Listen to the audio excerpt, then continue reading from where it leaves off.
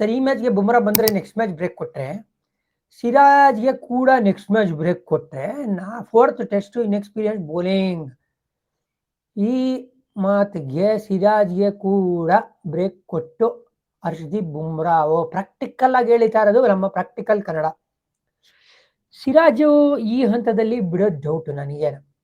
But ನೀವು ಹೇಳೋದ್ರಲ್ಲೂ ಸಿಕ್ಕಾಪಟ್ಟೆ ಅರ್ಥ ಇದೆ. ಸರ್ ಈ ಟೆಸ್ಟ್ ಮ್ಯಾಚ್ ಬುಮ್ರಾನು ಆಡ್ತಾರೆ, ಸಿರಾಜು ಆಡ್ತಾರೆ ಅಂದ್ರೆ ನೆಕ್ಸ್ಟ್ ಮ್ಯಾಚ್ ಬುಮ್ರಾ ಆಡಿಸ್ತೀರಾ ನೀವು? ಬ್ಯಾಕ್ ಟು ಬ್ಯಾಕ್ ಟೆಸ್ಟ್ ಆಡಿಸ್ತೀರಾ ಅಂದ್ರೆ ಆಡಿಸೋ ಸಾಧ್ಯತೆ ಇದೆ ಅಂತ ಹೇಳ್ತೀನಿ. ಯಾಕೆ ಹೇಳಿ, ಈ ಟೆಸ್ಟ್ ಆದ್ಮೇಲೆ ನೆಕ್ಸ್ಟ್ ಟೆಸ್ಟ್ಗೆ ಒಂದಷ್ಟು ದಿವಸ ಅಟ್ಲೀಸ್ಟ್ ಒಂದು ಸುಮಾರು ದಿವಸ ಬ್ರೇಕ್ ಇರುತ್ತೆ. ಏನಿಲ್ಲ ಅಂದ್ರೆ ಒಂದು 10 days ಬ್ರೇಕ್ ಇದೆ ನಂಗೆ ತಿಳಿದಂಗೆ. ಸೊ ಅವಾಗ ಸಿರಾಜಿಗೆ ಬ್ರೇಕ್ ಕೊಟ್ಟು ಬುಮ್ರಾಗ್ ಆಡಿಸ್ತೀನಿ ಅಂದ್ರೆ ನೋ ಪ್ರಾಬ್ಲಮ್. ಅವಾಗ ಬೇಕಾದ್ರೆ ಮತ್ತೊಮ್ಮೆ ಪ್ರಸಿದ್ಧ ವಾಪಸ್ ತರ್ಬೋದು ನೀವು.